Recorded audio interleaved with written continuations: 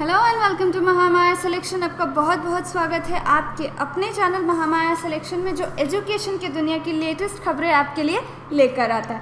तो आज की वीडियो में हम बात करने वाले हैं एसबीआई क्लर्क 2021 के जो भी शिफ्ट्स हो रहे हैं एग्ज़ाम के, तो उनका मेमोरी बेस्ड पेपर हम सोल्यूशन के साथ आज के वीडियो में डिस्कस करने वाले हैं। तो आज जो पेपर हम डिस्कस करने वाले हैं वो है 13 जुलाई का फर्स्ट शिफ्ट का पेपर।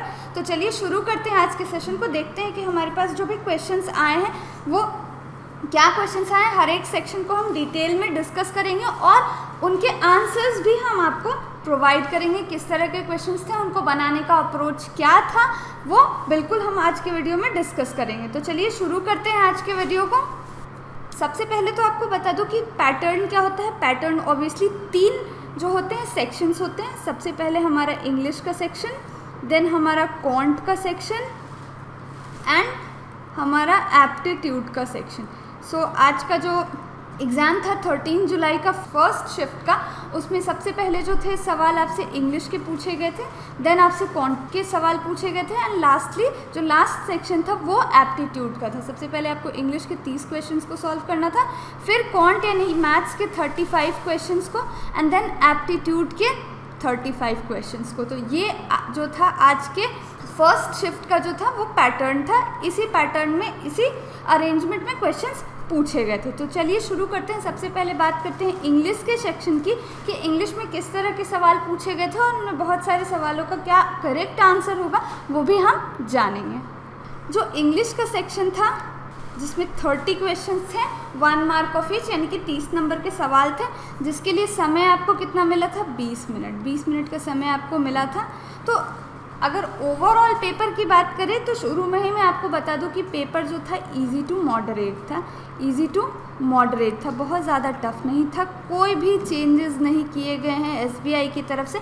एसबीआई जाना जाता है चेंजेस के लिए, क्यों हर साल अपने पैटर्न में कुछ ना कुछ चेंज ज़रूर करता है, लेकिन इस बार कोई भी नया चेंज इंग्लिश के सेक्शन में देखने को नहीं मिला। तो सबसे पहले शुरू करते हैं फर्स्ट क्वेश्चन से, जो था आरसी यानी कि रीडिंग कॉम्प्रहेंशन। रीडिंग कॉम्प्रहेंशन जो थी आपसे मेंटल हेल्थ के टॉपिक पे रीडिंग कॉम्प्रहेंशन के क्वेश्चंस आए थे। 7 क्वेश्चंस थे इस टॉपिक से, इस कॉम्प्रहेंशन से 7 क्वेश्चंस थे। सबसे पहले तो जो 2-3 कॉम्प्रहेंशन से क्वेश्चंस निकाल के दिए गए थे कि ऑथर क्या कहना चाहता है, उसके कॉन्टेक्स्ट में क्या है, वो सारे सवाल तो थे ही कि ऑथर का जो पॉइंट ऑफ व्यू है वो मेंटल हेल्थ के बारे में क्या है, ऐसे ऐसे कुछ क्वेश्चंस थे। उसके अलावा जो सबसे इम्पॉर्टेंट बात है, जहाँ बच्चे अक्सर अटकते हैं, वो था साइनोनिम्स पूछा गया था। इसमें 3 साइनोनिम्स पूछे गए थे रीडिंग कॉम्प्रहेंशन से रिलेटेड। सबसे पहला था अकॉर्ड, और अकॉर्ड से जो इसमें जो ऑप्शंस प्रोवाइड किए गए थे उन सब में जो सबसे अप्रोप्रिएट ऑप्शन था वो था गिव। यहाँ पे इस अकॉर्ड का ये मतलब था कि जो कॉरपोरेट वर्कर्स हैं, जो कंपनी वाले हैं, जो एम्प्लॉयज़ को रखते हैं, उन्हें मेंटल हेल्थ को ज़्यादा टाइम अकॉर्ड करना चाहिए। ज़्यादा टाइम मेंटल हेल्थ के बारे में जो भी सिचुएशंस हैं उनको ज़्यादा समय देना चाहिए। इस देने के लिए वहाँ रीडिंग कॉम्प्रहेंशन में अकॉर्ड को यूज़ किया गया था। तो इस अकॉर्ड के लिए जो साइनोनिम्स एप्रोप्रिएट होगा दिए गए ऑप्शंस में से, वो होगा आपका गिव। चलिए अब बात करते हैं सेकेंड साइनोनिम्स की। जो सेकेंड साइनोनिम आया था वो था फंक्शन। अब फंक्शन जो था, इसमें जो करेक्ट आंसर इसका होगा वो होगा परफॉर्म। फंक्शन वहाँ पे जो है वो वर्ब के रूप में सेंटेंस में आया था, तो यहाँ पे फंक्शन के लिए जो सही साइनोनिम होगा वो क्या होगा, परफॉर्म। अब थर्ड, ये दो तो काफ़ी थोड़े बहुत इजी थे, बहुत बच्चों ने इसे किया है। एक जो क्वेश्चन जहाँ पे कुछ बच्चे अटके हैं वो था, अगेन वो साइनोनिम का ही क्वेश्चन था। थर्ड जो साइनोनिम था वो हमारा ये था। बहुत बच्चे ऐसे बोल रहे हैं कि हमें इसका ना तो हमने ये पहले कभी सुना है और प्रोनाउंसिएशन भी इसका जो है वो थोड़ा डिफ़िकल्ट है। The word is gargantuan. So ये जो है वर्ड, इसका मतलब होता है इनॉर्मस।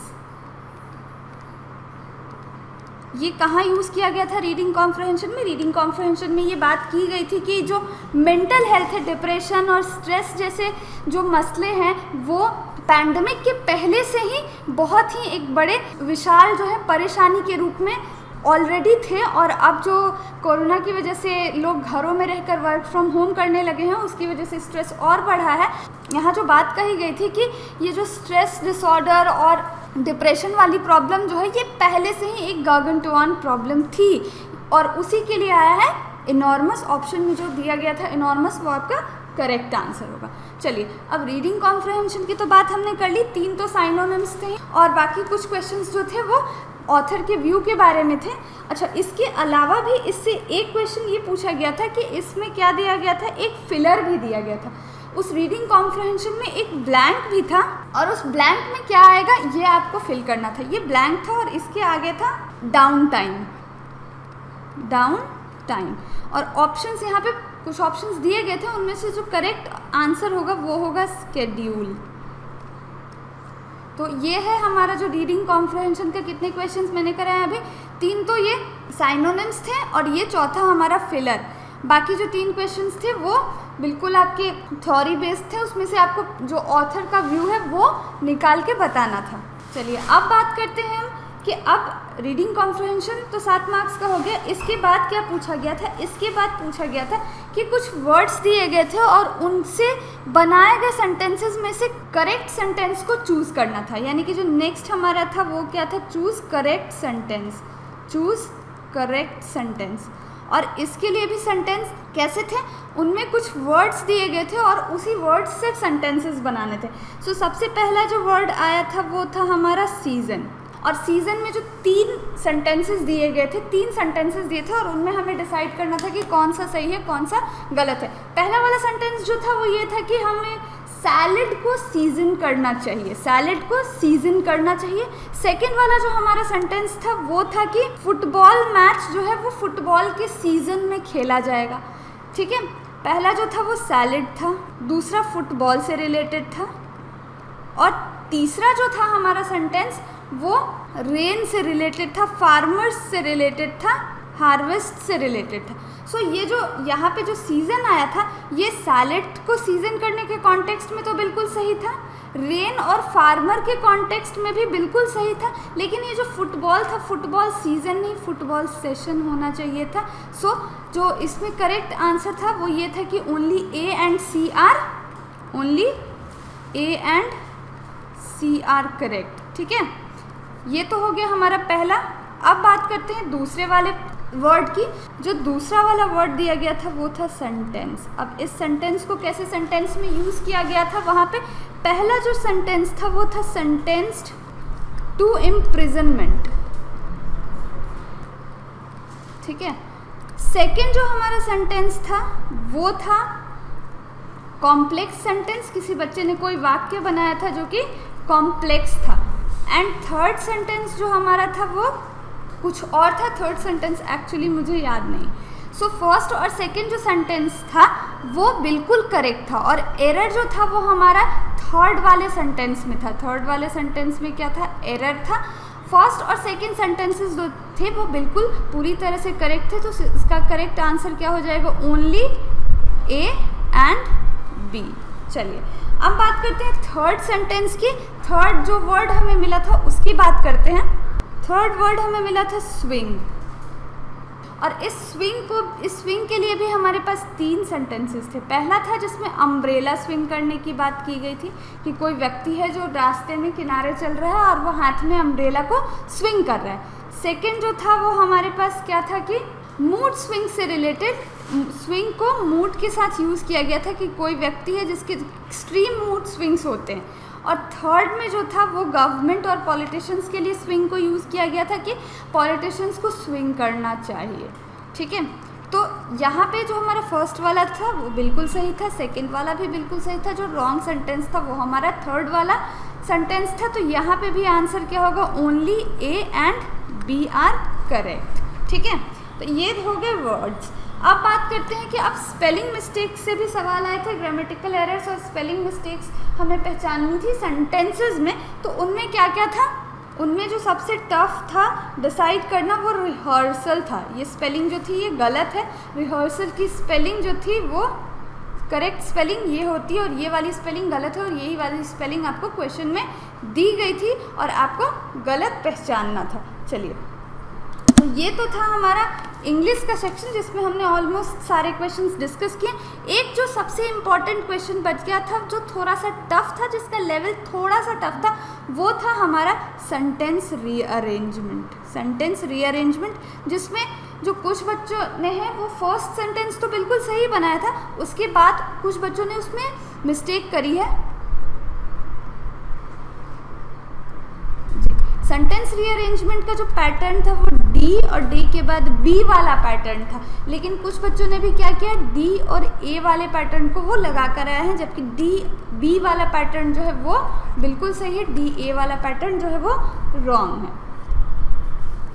तो ये थे आपके सारे इंग्लिश सेक्शन के क्वेश्चंस जो हमने डिस्कस किया, और कुछ के आंसर्स जो भी मेमोरी बेस्ड क्वेश्चंस हमारे पास आए हैं, हमने उनको सॉल्व भी किया है और आपको आंसर्स भी बताए हैं। तो चलिए अब बात करते हैं दूसरे सेक्शन की, यानी कि क्वांट के सेक्शन की, मैथ सेक्शन की। मैथ सेक्शन में क्या था, क्वांट सेक्शन में क्या था, क्वांट सेक्शन में भी 35 क्वेश्चंस पूछे गए थे, और क्वांट सेक्शन जो था वो थोड़ा सा लेंदी था, कैलकुलेटिव था, लेंदी था, तो इसलिए मैं ये नहीं कहूँगी कि काफ़ी ईजी था, हाँ, लेकिन डिफ़िकल्ट भी नहीं था।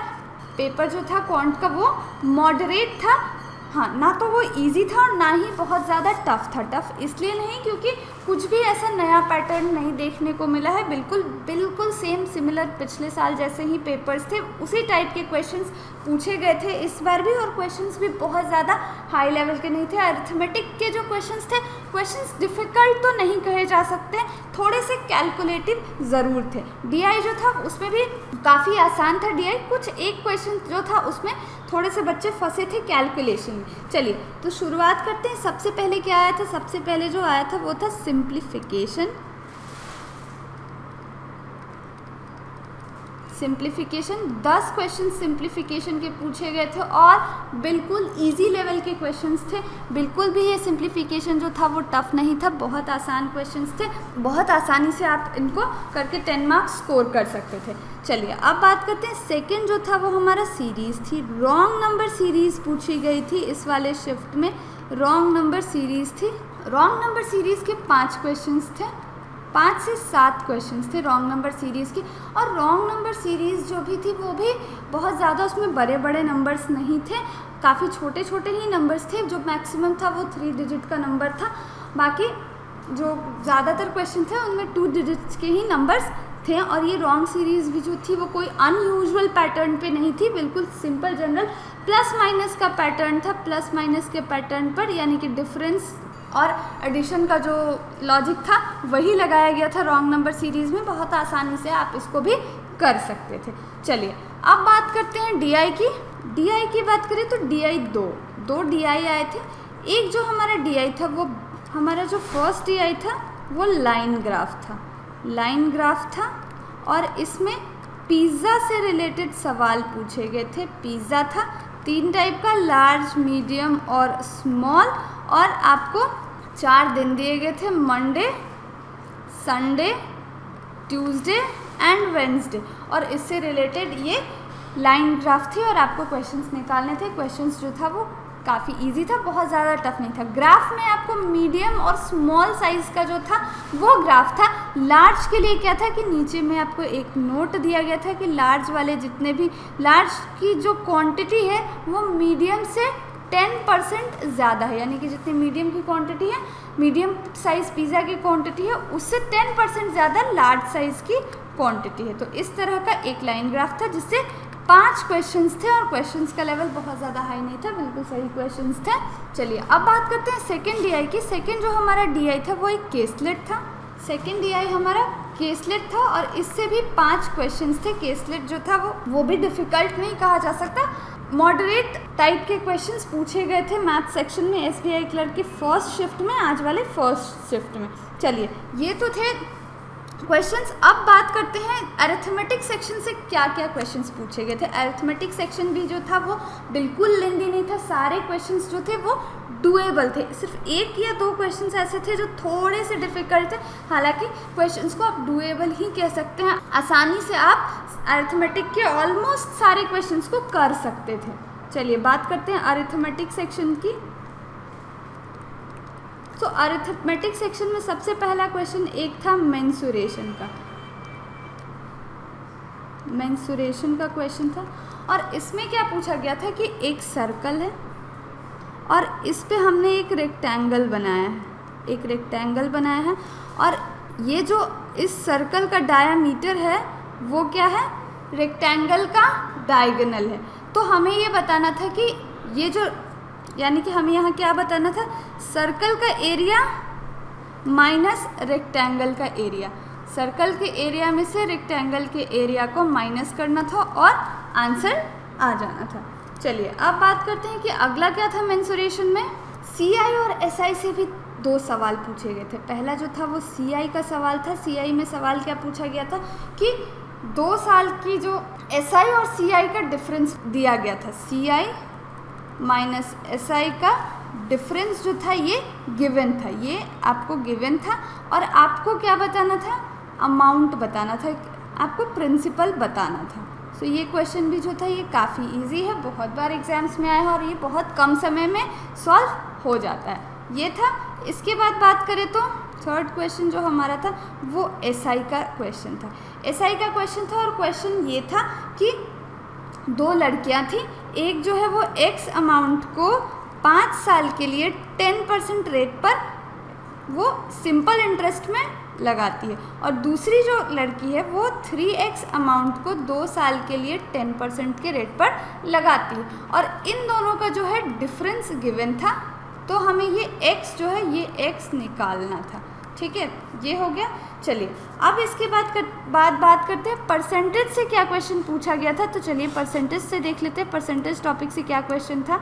जो हमारा 4th अर्थमेटिक का सवाल था वो परसेंटेज का था और परसेंटेज में क्या क्वेश्चन पूछा गया था कि कोई जय नाम का व्यक्ति है, वो क्या करता है कि 10% अमाउंट जो है वो रेंट पे लगाता है, मतलब रेंट पे खर्च करता है और 20% अमाउंट जो है वो फूड पे खर्च करता है।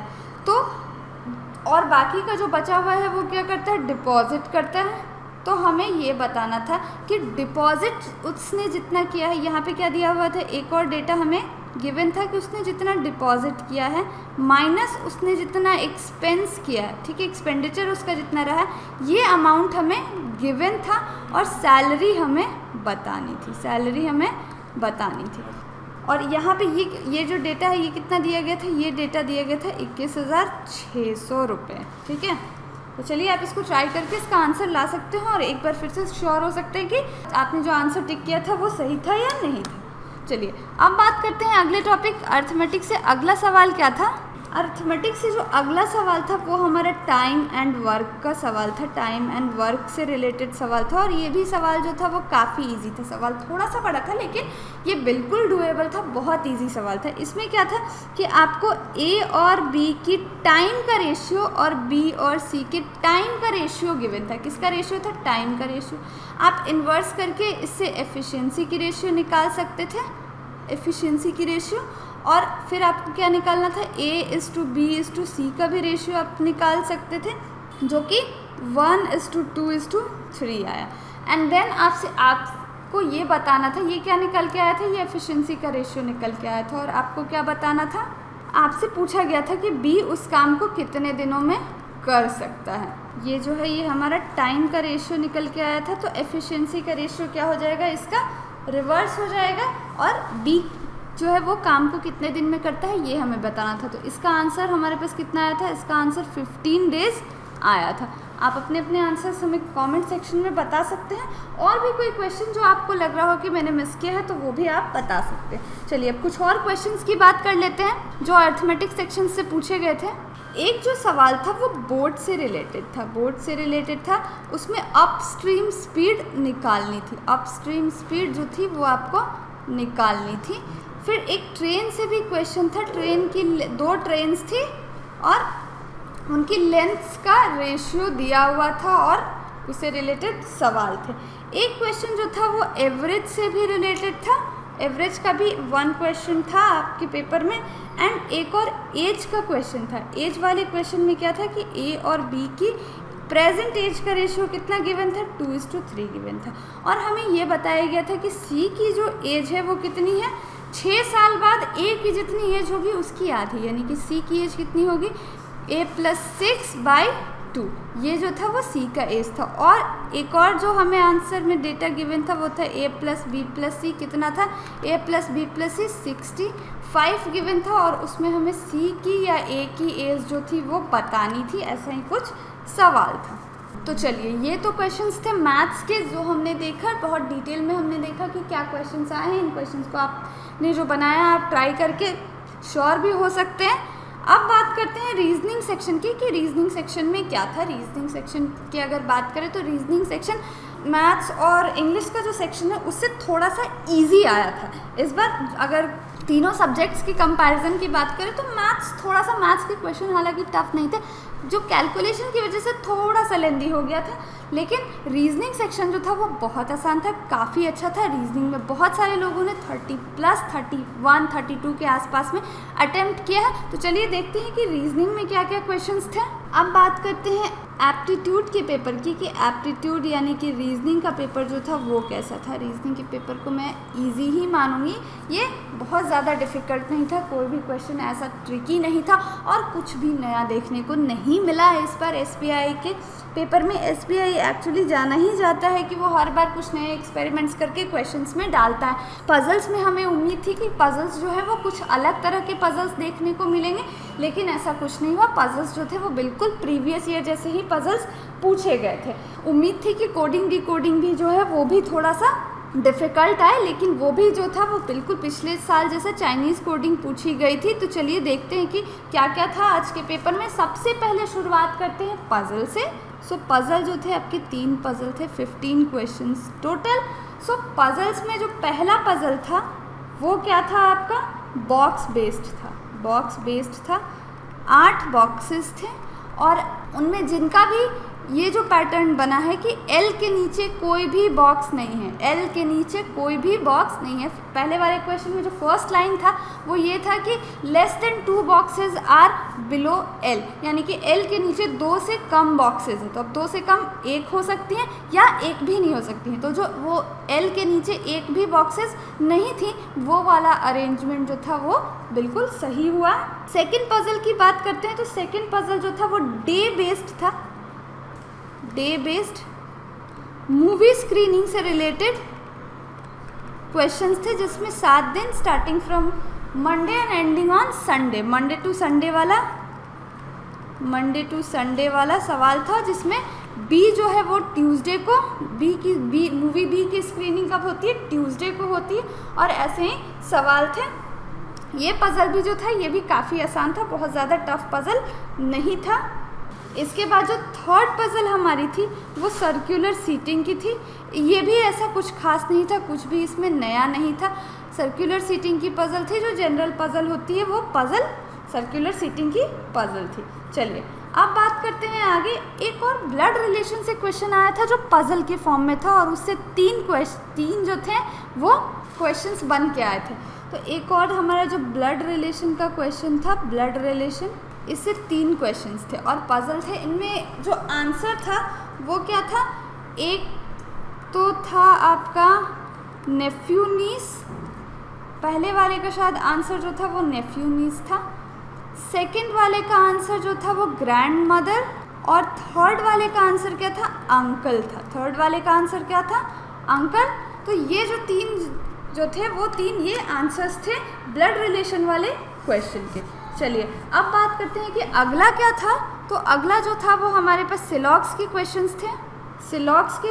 सिलॉक्स में एक्सपेरिमेंट करने के लिए SBI जाना जाता है, लेकिन इस बार के सिलॉक्स में कोई एक्सपेरिमेंट नहीं किए गए थे। बिल्कुल पिछले ओनली एंड फ्यू वाले केस थे, पॉसिबिलिटी का केस नहीं था। और सिलॉक्स से टोटल 5 क्वेश्चंस पूछे गए थे, जिनमें कुछ का आंसर आइदर और भी आया है। तो ये सिलॉक्स से भी रिलेटेड 5 क्वेश्चंस थे। इसके बाद आता है चाइनीज़ कोडिंग। उम्मीद थी कि पेपर में हो सकता है कि न्यू पैटर्न कोडिंग डिकोडिंग आए, लेकिन जो कोडिंग डिकोडिंग आई वो काफ़ी इजी थी और वो बहुत इजी थी। ये जो चाइनीज़ कोडिंग थी बहुत इजी थी और इससे भी 5 क्वेश्चंस थे। इसमें जैसे कि ग्रोथ के लिए, इम्पोर्टेंस के लिए, नेशन के लिए, इज़ के लिए कोड्स पूछे गए थे। उसके अलावा मिसलेनियस क्वेश्चंस भी बहुत सारे आए थे। एक अल्फ़ा न्यूमेरिक सीरीज़ आई थी, अल्फ़ा न्यूमेरिक सीरीज़ थी जिसमें कि अल्फ़ाबेट्स, नंबर्स और सिंबल्स तीनों ही थे। अल्फ़ाबेट्स, नंबर्स और सिंबल्स तीनों ही थे। और ये सीरीज़ जो थी वो काफ़ी इजी थी, बहुत ज़्यादा कैरेक्टर्स इसमें नहीं थे, करीब 25 जो थे वही कैरेक्टर्स होंगे, इससे ज़्यादा कैरेक्टर्स नहीं थे, काफ़ी आसान थी ये। और इससे भी 5 क्वेश्चंस थे, तो आप काफ़ी इन सारे छोटे छोटे क्वेश्चंस को बनाकर काफ़ी अच्छा स्कोर कर सकते थे। फिर पेयर वाला जो क्वेश्चन था जिसमें हमें पेयर्स ढूंढना था, उसमें हमें वर्ड क्या दिया गया था, वर्ड दिया गया था इंथुजियाज़म। हमें वर्ड दिया गया था इंथुजियाज़म, ये वर्ड था। और इसमें हमें बताना था कि कितने ऐसे पेयर्स हैं जो सेंटेंस अल्फ़ाबेट में भी वैसे ही अरेंज्ड हैं। इसके अलावा एक और क्वेश्चन था नंबर का, जिसमें हमें कुछ ऐसे नंबर्स दिए गए थे 1 2 3 4 5 6 7 8 9 ऐसे करके कुछ नंबर्स दिए गए थे। और इसमें हमें निकालना क्या था, इसमें निकालना था odd minus even. Odd minus यानी कि जितने भी ऑड नंबर्स हैं जैसे कि 1 3 5 इन सबको ऐड करके और माइनस करना था इवन वाले में से, यानी कि 2 4 6 8 ऐसे नंबर्स को ऐड करके माइनस करना था। तो ये थे रीजनिंग सेक्शन के क्वेश्चंस। आप देख सकते हैं कि रीजनिंग सेक्शन के जो क्वेश्चंस थे वो काफ़ी इजी आए थे। बहुत सारे बच्चों का अटेम्प्ट जो है वो 30+ रहा है। अब बात कर लेते हैं सेक्शन वाइज कट ऑफ की, कि सेक्शन वाइज गुड अटेम्प्ट्स क्या होंगे, कितना बनाया है बच्चों ने। इंग्लिश के सेक्शन की बात करें तो इंग्लिश जो था वो आपका 25 से 28 मैक्स अटेम्प्ट रहा है। कुछ बच्चों ने तो 30 आउट ऑफ 30 भी किया है, लेकिन इंग्लिश का जो एवरेज अटेम्प्ट रहा है वो 25 to 28 रहा है। इसके अलावा मैथ्स की बात करें तो मैथ्स में भी आपके 28 to 32 अटेम्प्ट्स रहे हैं। और रीजनिंग सेक्शन की बात करें तो रीजनिंग में तो 33 अटेम्प्ट्स हुए ही हैं बहुत सारे बच्चों के। ओवरऑल अगर बात करें, ओवरऑल गुड अटेम्प्ट्स हम देखें तो 75+ ही हैं। बहुत सारे बच्चों ने 75+ क्रॉस किया है।